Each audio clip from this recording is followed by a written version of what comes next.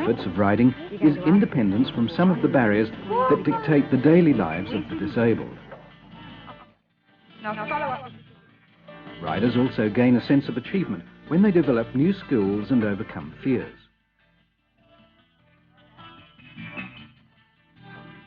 Can you all stand up in your stirrups? Stand up really tall. And gently down. There are proven physical benefits to riding.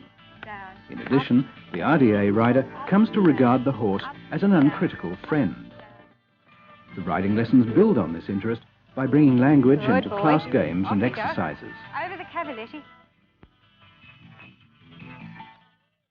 Experience has shown that in order to maximise these therapeutic benefits, the riding program must adhere to some basic guidelines. In the following three-part series, we will look first at basic facilities and equipment, and what to look for in a horse, including what additional training that horse might need to become a suitable partner in the program. In the second video, we'll look at the special needs of the disabled rider, and in the third, we'll examine the instructional program. Are you ready to dismount, Matthew? Reins in one hand. That's the mane. Reins in one hand. Feet out of your stirrups. Off you come. Swing your leg over. That's the boy. Well done. Okay, give him a pat. Can you run your stirrups up for me?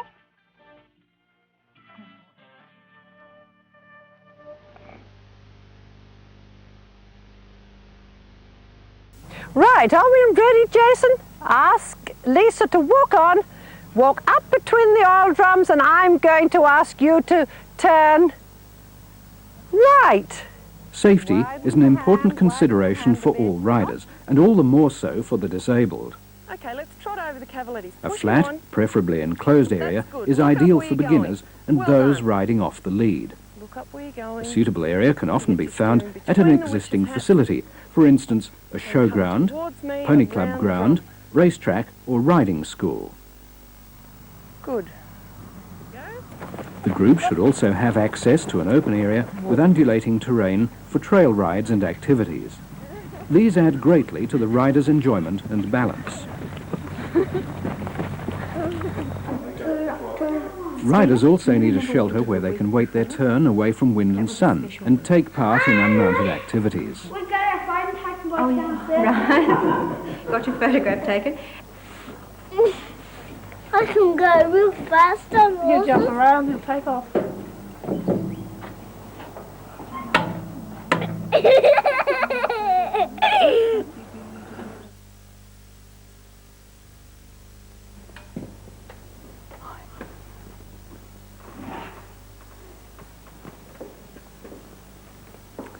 Whenever possible, we like our riders to be fitted with a safety standards approved helmet specifically designed for equestrian activities. However, owing to the variety of the sizes and shapes of individual riders' heads, this is not always possible, and in these situations we need to resort to less favourable forms of head protection. Regardless, all helmets should be very well padded and made of a material able to withstand a hard knock. The helmet should be fitted from the front and sit firmly on the rider's head. In the case of a rider who has a shunt, there should be 2 fingers clearance behind the ear. The chin strap is then securely fastened.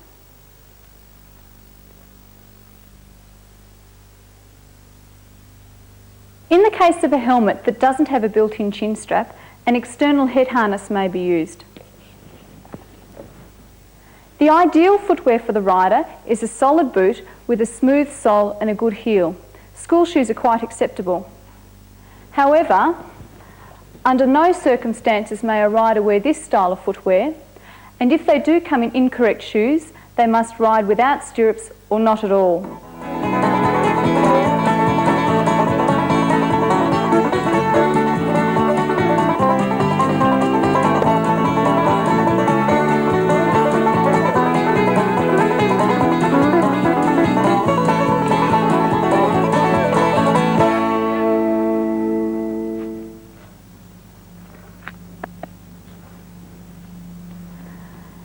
It's essential for comfort and safety of both horse and rider that the saddlery is fitting correctly.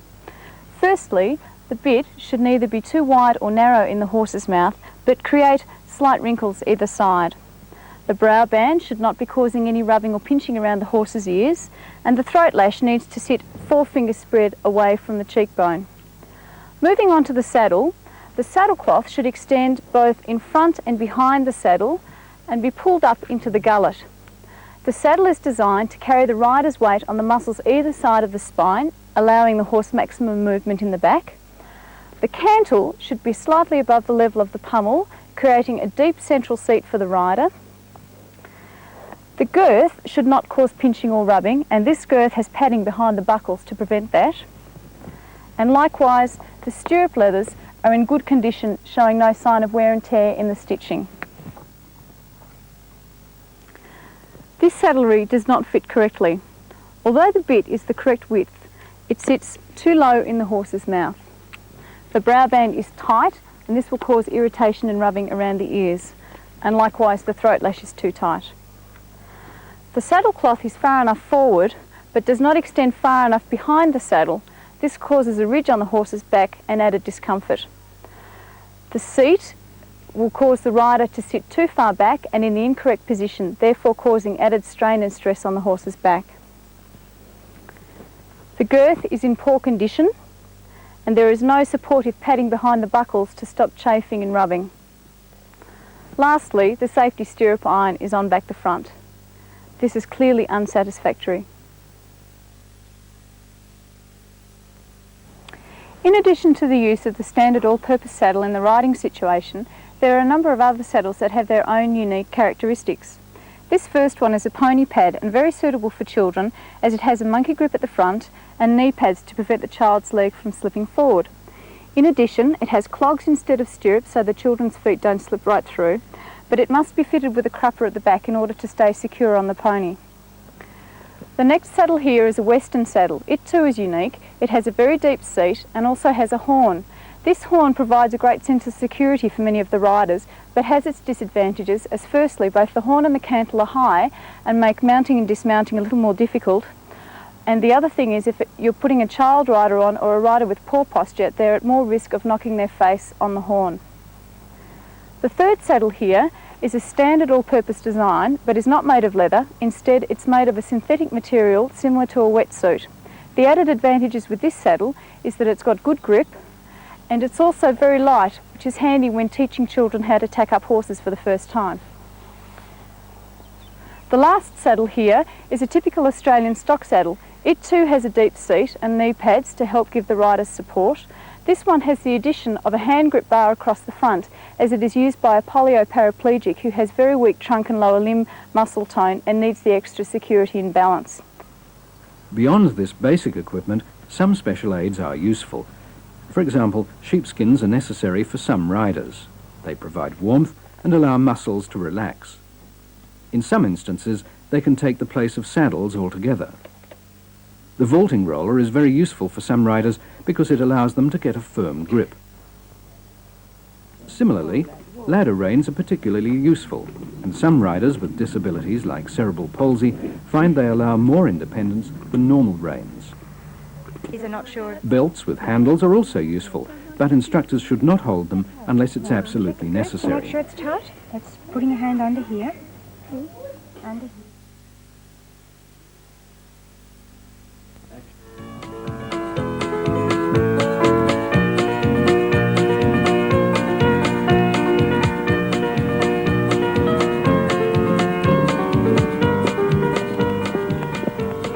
Whether a horse or pony is owned by the RDA group or is loaned to it, the same basic principles apply to judging whether the animal is suited to this type of work. In fact, not every horse or pony is suitable. Choosing the right mount can often mean the difference between a successful program and one that just fills time. The ideal mount is calm, kind, willing and confident, and is matched to the rider. For the disabled, he has to be unfazed by spasmodic movements on his back and be able to stand confidently when mounted by unusual methods.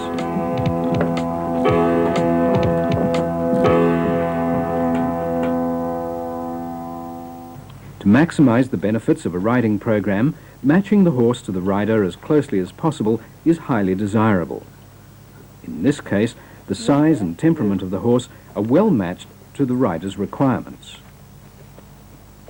Push him on. That's good. Look up where you're going. Well done. However, overmounting can sometimes make it difficult for the rider to participate in class games. A broad horse is more suitable for someone with poor balance who needs to sit on a wide base. Pushes in the front to help her balance. A narrow horse, like this one, suits a rider who has tight adductor muscles. A horse that is unresponsive and does not move well is very frustrating for a rider because there is no stimulation. However well the rider does, the horse won't respond. Both legs. But there are situations where a horse like this is useful. For instance, when you have a frightened, timid rider. A horse like this can also be used for unmounted activities. The horse's responsiveness can be increased by better schooling. Walk on, Lisa. Walk on. When matching horse and rider, one should also keep in mind psychological factors, such as the self-esteem a small rider gains from looking down from a tall horse. As a general rule of thumb, the disabled rider will tend to sit more heavily, crookedly or unsteadily than the able-bodied rider, thereby causing the horse considerably more stress. For that reason, riders cannot be too heavy if the horses are to stay happy in their work. It's always a pity to have to turn riders away, but if they are too heavy for your horses or for helpers to handle, there is no alternative.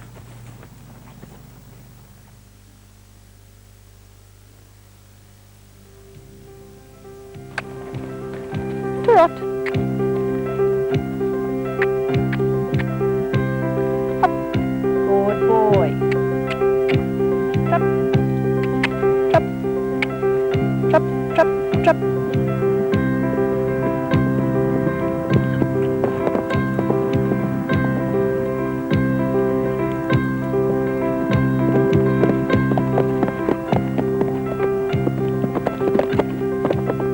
Good boy. Just with the hand. That's good. Eyes up.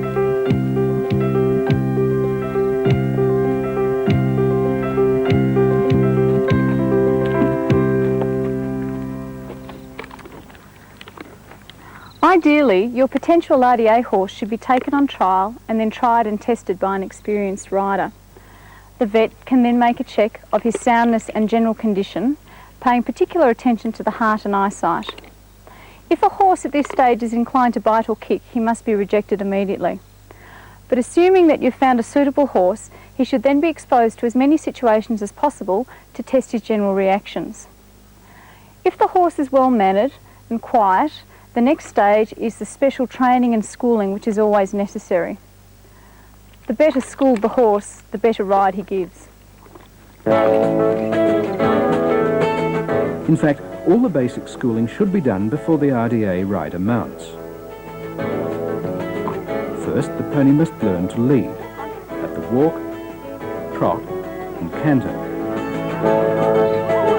Then he should be introduced to different places and situations, both when being led and when being ridden.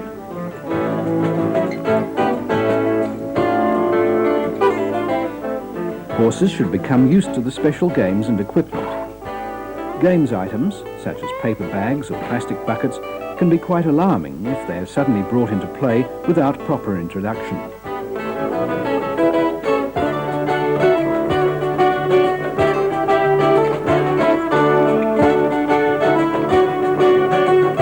Becoming used to having sidewalkers is part of their training, as is getting used to mounting blocks, ramps, wheelchairs and sticks. Throughout the training process, the horse is learning about mounting, that is, to stand patiently and with confidence in the right position, however long it takes. Training is an ongoing process which must be reinforced. It doesn't take very long if done regularly, and it is time well spent.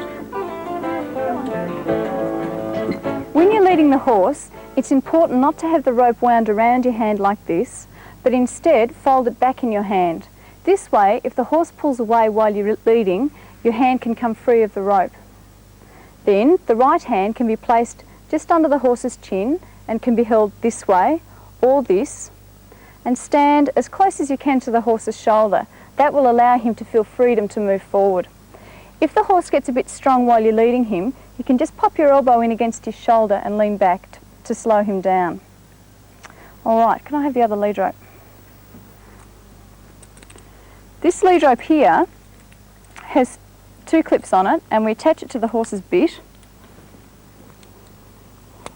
And you lead the same way as you do with the head collar, folding it back into your hand. Watch if the lead rope has a loop on it that you don't put your hand in the loop. You must keep it free of the loop. And this also has a ring just below the clips. Never poke your finger in the ring, because once again you could become caught, all right? So just have it holding under like that, and there, and you're ready to go. In addition to training the horse, instructors and helpers may need to improve their own understanding of horse psychology. Training, as well as reacting appropriately in a difficult situation, rests on an understanding and sympathy with the horse's point of view. Would you like to go around the barrels in that direction, please? When lessons are held in a ring, it's a good idea to respect the animal's likes and dislikes, keep friends together and enemies apart. To do something really exciting. Understanding the animals also dictates that they be well spaced. Helpers should remember that even the best behaved horse may kick if bitten from behind. The safety-conscious approach is to expect any horse to behave unpredictably at some time. Going to stop. Oh, Smokey Joe stumbled. Keep to these basic guidelines and you'll get the best from your riding program. Big fun.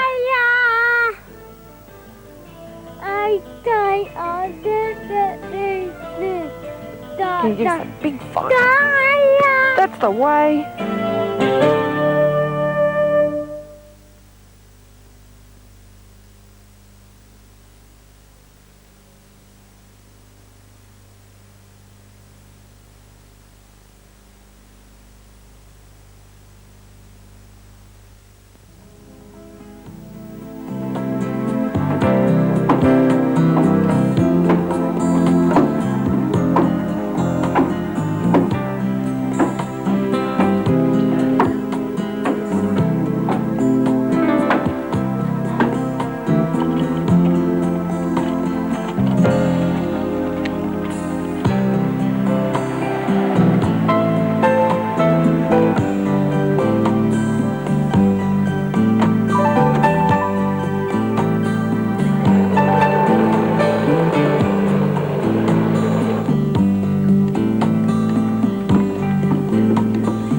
Riding for the disabled caters for all types of disabilities.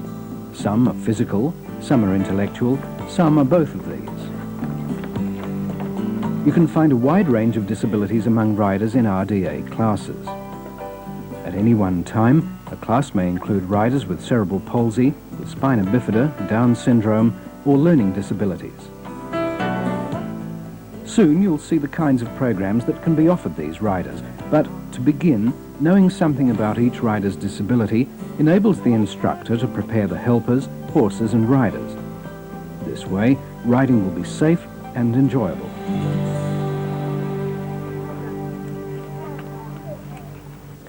Before a rider mounts, the instructor must check the medical consent form, which is compulsory for all our riders, without which nobody may ride. The form will tell you the kind of things that you won't be able to observe, such as whether somebody has hearing problems, sight problems, or whether they're epileptic. If possible, talk to the therapists and teachers or the parents or the riders beforehand so that you begin to know your riders. If this isn't possible, a quick assessment can be made as the rider comes.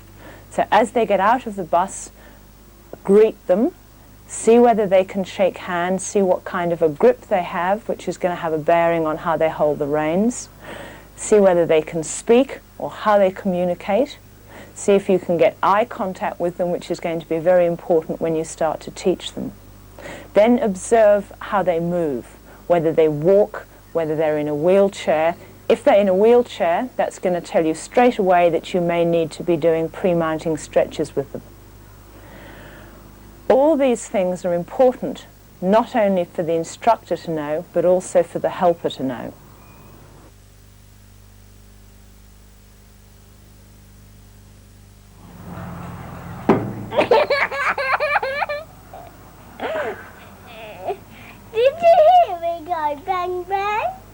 It's vital to give pre-mounting exercises to many of the riders with cerebral palsy who have tight adductor muscles.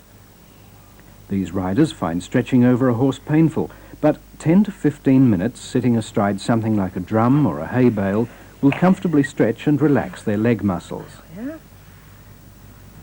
And then, to prevent their muscles stiffening up again, these riders must mount immediately after the exercises. Hold your reins, Tracy, and walk on. Walk on. Mounting is a potentially dangerous time. The correct techniques must be used to ensure the safety of both riders and helpers.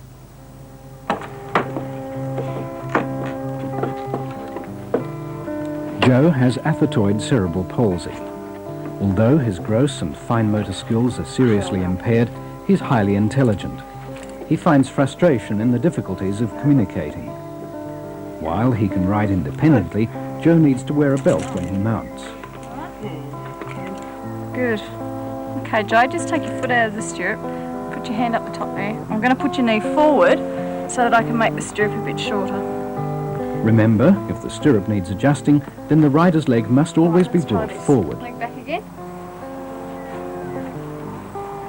These are ladder reins. They give the rider greater control and allow him to ride independently. Okay. Okay, I'm letting go, Joe. All right. Ready, Joe? Unlike other disabilities, fatigue will help this rider to relax. It will improve his coordination.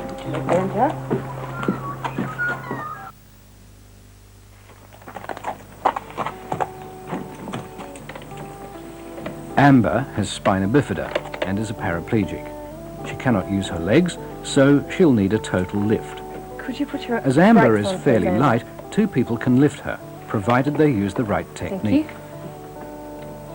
Barbara, can you take the foot plates up, please? Instructors should inform helpers that riders with paraplegia may have colostomy or catheter bags. Thank you, that's To good. protect the back, all lifting should be done with the knees bent. The helper's back here should be straight. Down the side, is that comfortable? Unlike Joe, the previous rider, Amber will perform best when her energy is high, at the beginning of the lesson.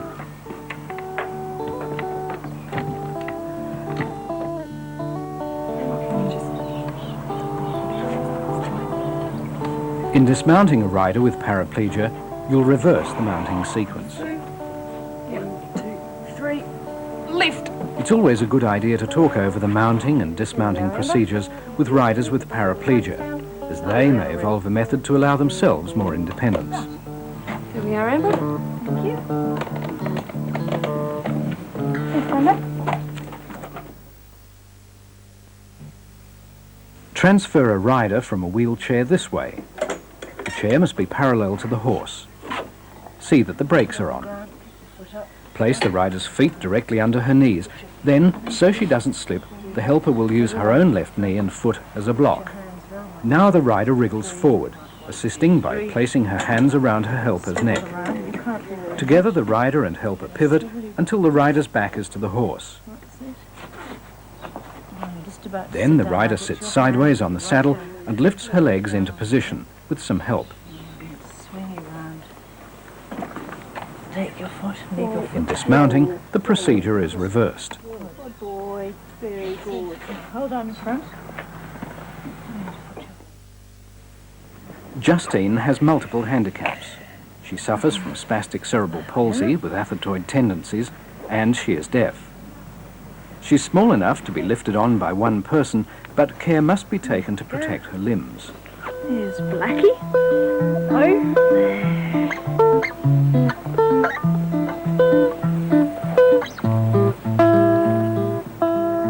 Signing is not difficult to learn, but remember, when you're using signing with deaf people, look at them and speak normally. Walk on.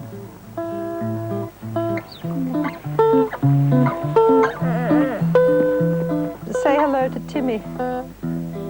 Brett has hemiplegia of the right side. Although he is mounting from the near side, other riders with hemiplegia may prefer to mount from the off side, so give them the opportunity to make this choice. Hand under your breath. Does it feel good? It's nice and firm, isn't it? Okay, we'll gather up the rein. Wherever you can, encourage the rider to be as independent as possible. Put your foot in. Good. Hand over there. And 1, 2, 3, swing up nice and gently, up and over. And sit up tall and comfortable. Okay? A rigid bar fixed to the rein is a particular benefit to the hemiplegic rider. Nudge with the heels. It allows him to guide his horse more easily, and it gives him a fixed grip for his weak hand. Check your stirrup, Peter. Oh. That's it. Is that one right? Yeah, right, Alice. Yeah. Hey. And they're even. Would you like to go onto the mountain block, fine, Peter? Alice. Peter has Down syndrome. He mounts independently, but he does so from a block, just as any rider should, whenever possible, to protect the horse's back. Once a horse suffers back problems, its days for riding are over. Will you take the weight, please, Sue? Yep. To prevent any possibility of injuring riders with Down syndrome while they're mounted, it's suggested these riders should have an X-ray to determine the stability of the atlantoaxial joint located in the neck.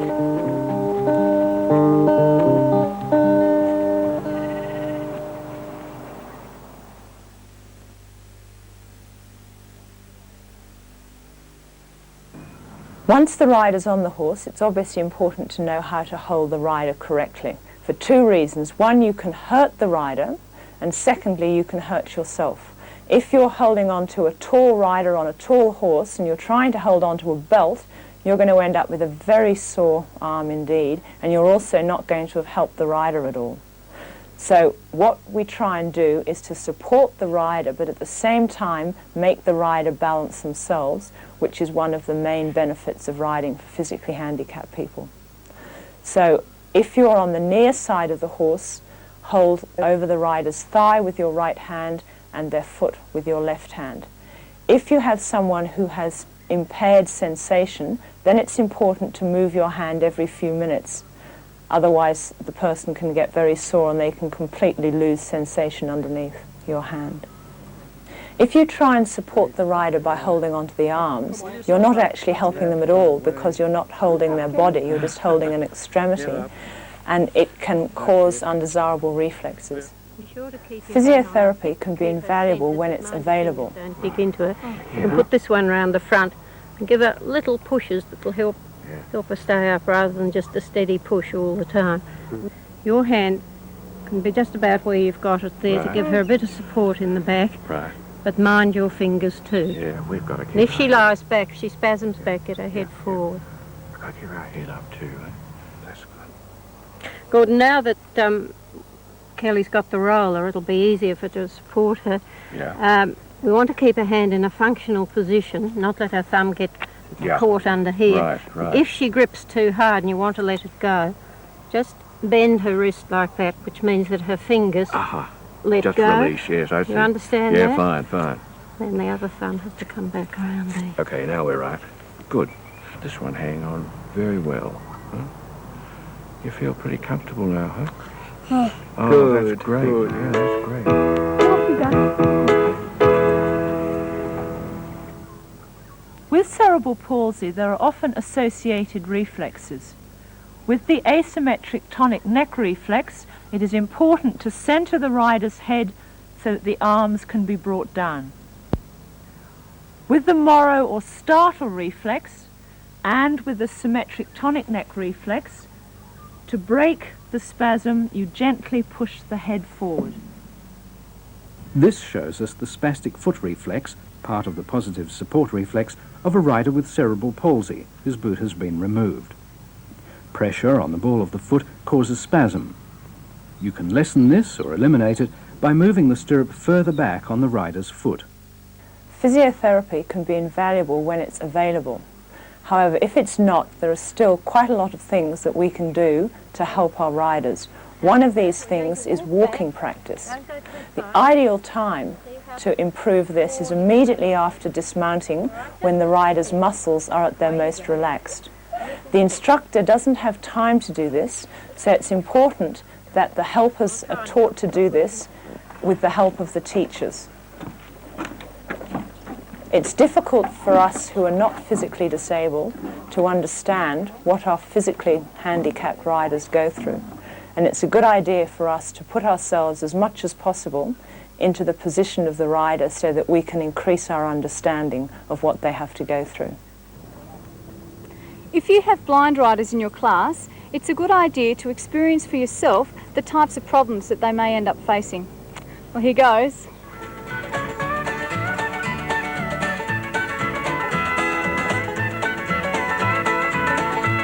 Thank you. Right. Would you like some help? Yes, please.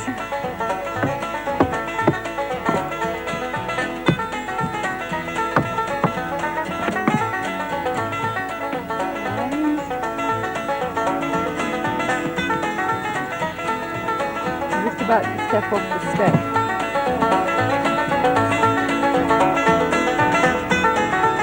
Stand, boy. Whoa.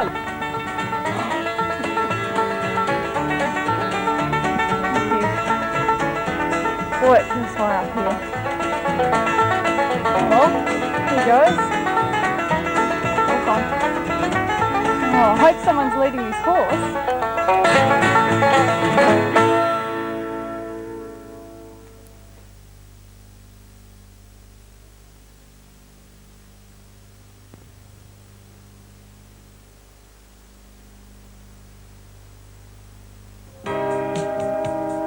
Right, Stephen, would you ask Ebony to come up, and I want you to pick up the medium-sized ball.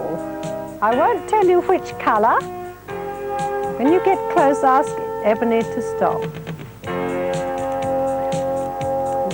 Can you put your reins in one hand and lean over and pick up the medium-sized ball? Good. Good fella. That's good. Right. And ask Ebony to walk on. Little nudge with the legs. Good. Any good teacher knows that the key to learning is to involve the students. In our situation, we should provide a physical and educational activity that combines fun with therapeutic value.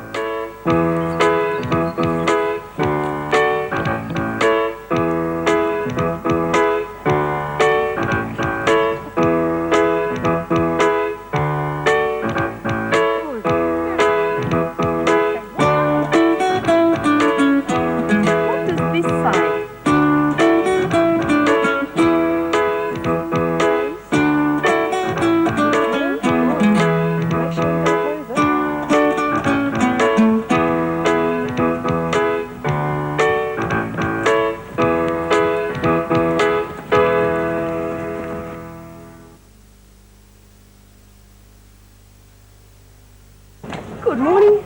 Hello, Craig. How are you? We're good. Social skills we take for granted in everyday life don't always come easily to those with disabilities. Even before the RDA rider mounts a horse, we can reinforce the educational process. Developing simple social skills begins as the rider arrives. A greeting from the instructors and helpers is a normal, cheerful start to the day. Where it's possible, make eye contact with the rider. Try to encourage a response. Who can remember the horse they rode last week? Because you don't get to ride unless you remember your horse. Blackie. Thomas. Blackie. Good Like boy, this Ragged. instructor, make time for formal interaction with your students while you're waiting for your class. Timothy. Eager discussion about the horses they will soon be riding helps these young riders in their language development. That's right, and we're going to ride Blackie. Blackie again. The riders are looking forward to the ride, and here's the opportunity to develop social skills as the rider greets the helpers and the horse. Use this introduction as the foundation for the rider's lessons. Okay. Imaginative planning is the secret of running stimulating lessons. Start with what the riders know and build on that. Virtually all classes in RDA will have riders with different levels of intellectual and physical abilities. So the needs of each rider must be assessed carefully. And let's see everybody looking up where they're going. This instructor has planned to use pirates as the theme for the lesson. Using an imaginative theme like this will give the lesson coherence. And to start with this morning, we're going to pretend to do some of the things that pirates would normally do. Before you start on individual activities, get the whole class involved. Let the riders relax and join in with the spirit of the theme. Flag. And how do we raise the flag? That's the way. We pull the flag up the rope. Can you pull Then the provide flag up specific the rope, activities Lisa? for each of the riders. Can you try that Some for will me? need activities to develop balance, others activities to help their fine motor Raise the skills. flag. Craig's raising the flag. Andrew, can you raise the flag? Raise the flag, Andrew. And Lisa's raising the flag. Good girl. Who's going to walk the plank? When you walk the plank, you've got a blindfold on. Let's see everybody with a blindfold. They're going to walk the plank. Within the framework of a theme, all riders can have fun with activities geared to help their own special needs.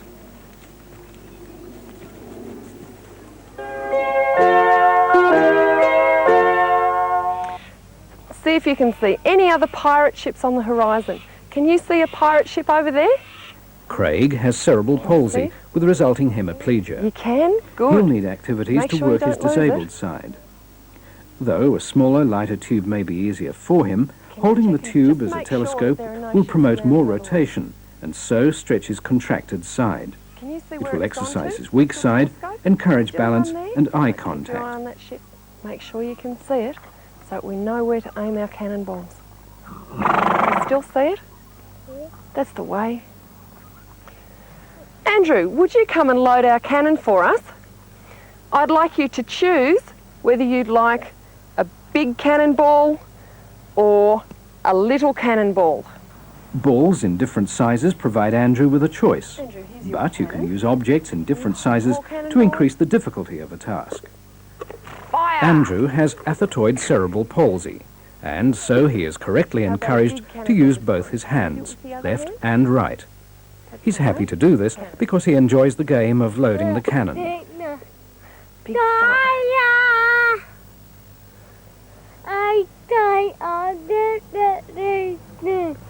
Can you give us a big fire? That's the way.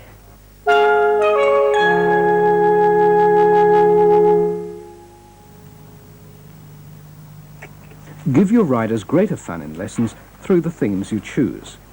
Here, Michelle, who has multiple cerebral dysfunction, joins in games with a farmyard theme. Her job is to catch the runaway dog and tie him up. This requires balance, as Michelle has to lean over both sides of the horse.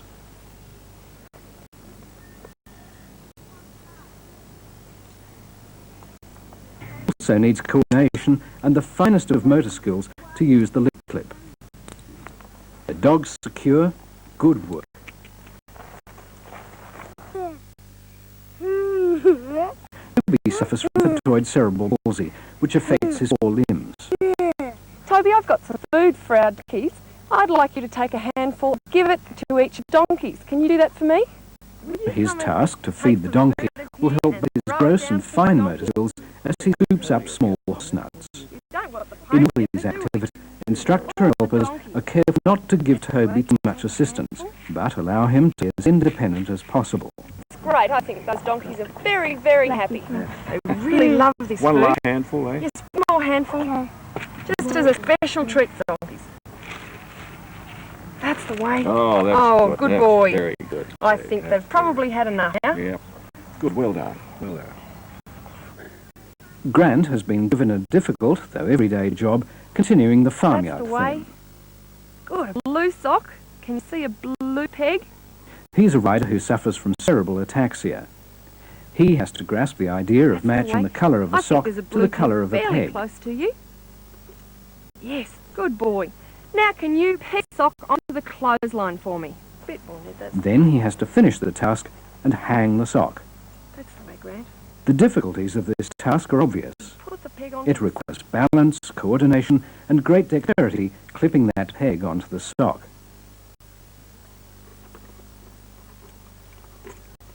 That's the way. Hold the sock. Squeeze the peg. That's the way. Push it right on over the sock. Squeeze the peg. Push it over the sock. Good boy. Well done.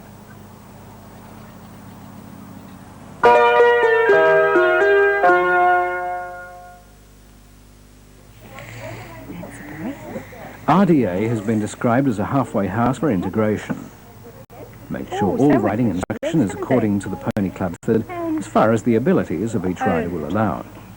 Sit nice and forward. Sit upward. These young riders must learn to rise to the trot. Well, let's have a look. The instructor first checks the rider's feet are in the stirrups correctly and that their legs are in the right position. Here, in line with the buckles of the girth. And that's the position your legs should be in when you trot. That feel comfortable, Benjamin? See the leg pain? Good. All right, now we'll get started with this trotting. I want to put your reins down over your pony's necks, and I want you to put your hands in the pommel of the saddle. Everyone know where the pommel is? That's it. Okay. Now, have a look and see that your feet aren't too far into the stirrups, just the toes. Right. Can you all stand up in your stirrups? Stand up really tall. Music will help these riders learn. It will add to the riders' enjoyment and provide rhythm for their trotting. The instructor starts by getting the riders used to the idea of rhythm and pace as they practice rising in their stirrups. Let's try it again. Up, down, up, down. Now let's do it a little bit faster. Up, down, up, down, up, down, up, down, up, down, up, down, up, down. Good. Start at the red flag or the blue flag. Once the basic elements have been sorted out, music will add to the fun as the riders put their rising trot into practice.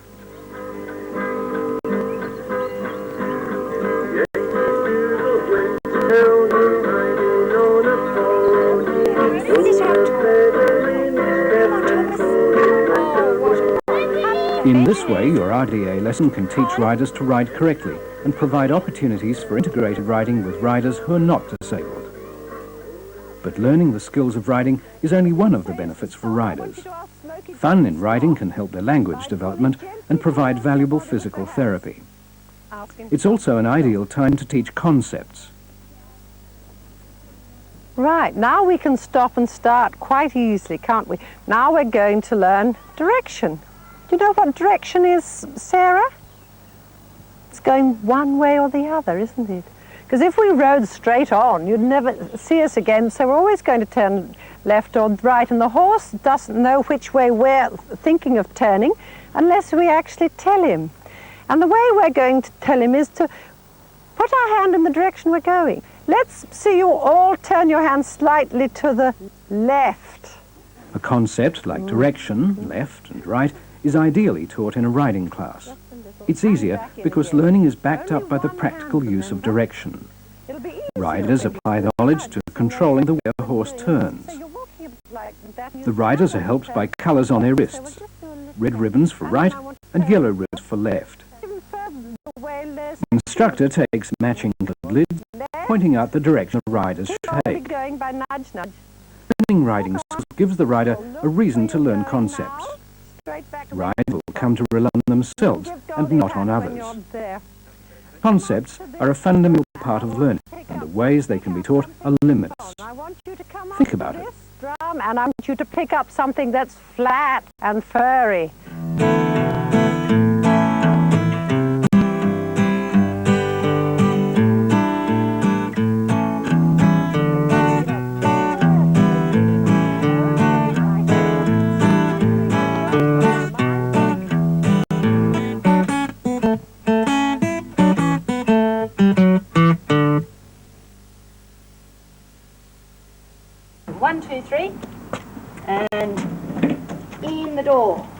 Remember to look at unmounted activities as an extension of your riding program.